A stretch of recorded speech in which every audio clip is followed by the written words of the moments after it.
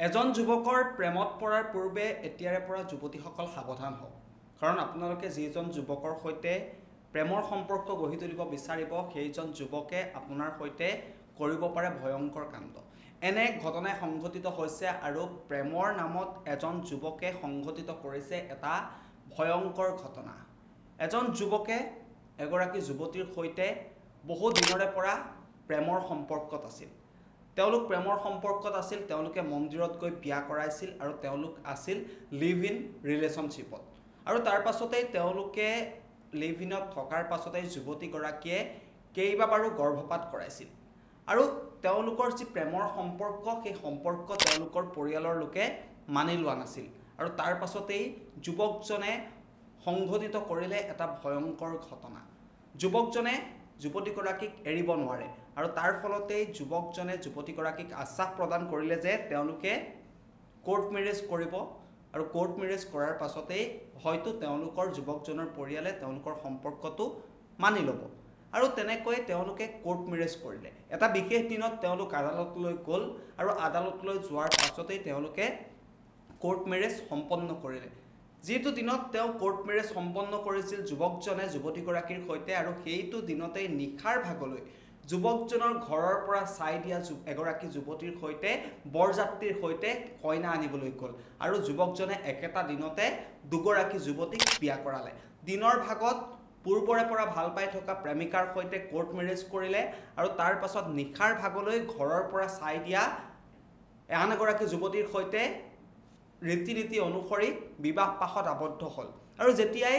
তেওঁৰ প্ৰথম যিগৰাকী প্ৰেমিকা আছিলে প্ৰেমিকাই যেতিয়া সেই কথাটো গম পালে গম পোৱাৰ পাছতেই প্ৰেমিকাগৰাকী কাষ চাপিল আৰক্ষীৰ আৰু আৰক্ষীয়ে ইতিমধ্যে সমগ্ৰ ঘটনা সন্দৰ্ভত তদন্ত অব্যাহত ৰাখিছে বুলি জানিব পৰা গৈছে আৰু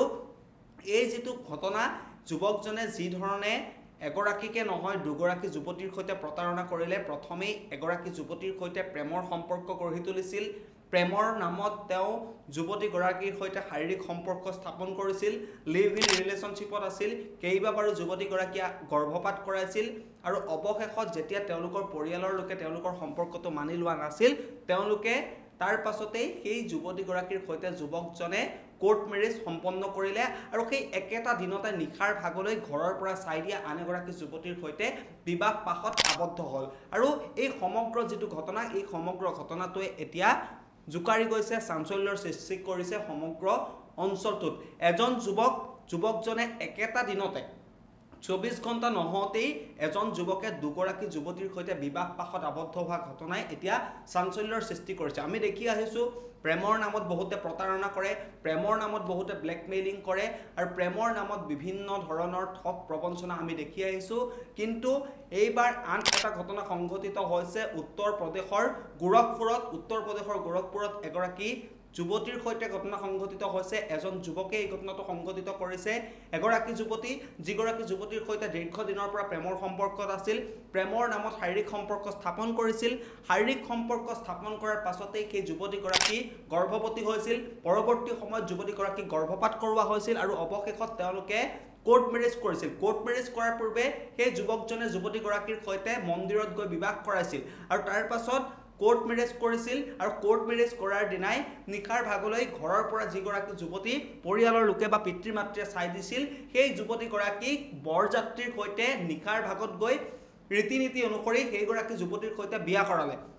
আৰু সমগ্ৰ ঘটনা সন্দৰ্ভত যিগৰাকী ভুক্তভোগী প্ৰথমগৰাকী প্ৰেমিকাগৰাকীয়ে ইতিমধ্যে আৰক্ষীৰ কাষ চাপিছে বুলি জানিব পৰা গৈছে আৰু আৰক্ষীয়ে ইতিমধ্যে সমগ্ৰ ঘটনা সন্দৰ্ভত সত্যতা বিচাৰ কৰি আছে বুলি জানিব পৰা গৈছে আৰক্ষীৰ তদন্তৰ পাছতহে হয়তো পোহৰলৈ আহিব যে যুৱকজনে প্ৰকৃততে কাক ঠগিলে বা যুৱতীগৰাকীৰ কিবা ভুল আছিল নেকি বা পৰিয়ালৰ লোকৰ হেঁচাত তেওঁ এই কাম কৰিল নেকি ইত্যাদি ধৰণৰ হয়তো বহুতো তথ্য পোহৰলৈ আহিব আৰক্ষীয়ে ইতিমধ্যে তদন্ত অব্যাহত ৰাখি আছে গতিকে যুৱতীসকলক পুনৰবাৰ জনাইছোঁ যে আপোনালোকে যেতিয়া নিজৰ জীৱন সংগী বাছি ল'ব তেতিয়া আপোনালোকে ভালদৰে চিন্তা কৰিব যে আপোনাৰ জীৱন সংগীজন কেনেকুৱা আজিৰ তাৰিখত দেখিবলৈ পোৱা যায় যে কেৱল যুৱকেই নহয় যুৱতীসকলেও প্ৰেমৰ নামত এজন দুজন নহয় কেইবাজনৰ সৈতে সম্পৰ্ক থাকে যাৰ ফলত তেওঁলোকৰ পৰিয়াল কেন্দ্ৰিক সংঘাত হয় লগতে তেওঁলোকৰ যি প্ৰেমৰ সম্পৰ্ক সেই প্ৰেমৰ সম্পৰ্কত সংঘাতৰ সৃষ্টি হয় তেনে অনুৰূপ ঘটনাই উত্তৰ প্ৰদেশত সংঘটিত হৈ গ'ল এজন যুৱকে একেটা দিনতে দুগৰাকীকৈ যুৱতী বিয়া কৰোৱাক লৈ এতিয়া চাঞ্চল্যৰ সৃষ্টি হৈছে আৰু সমগ্ৰ ঘটনাৰ প্ৰকৃত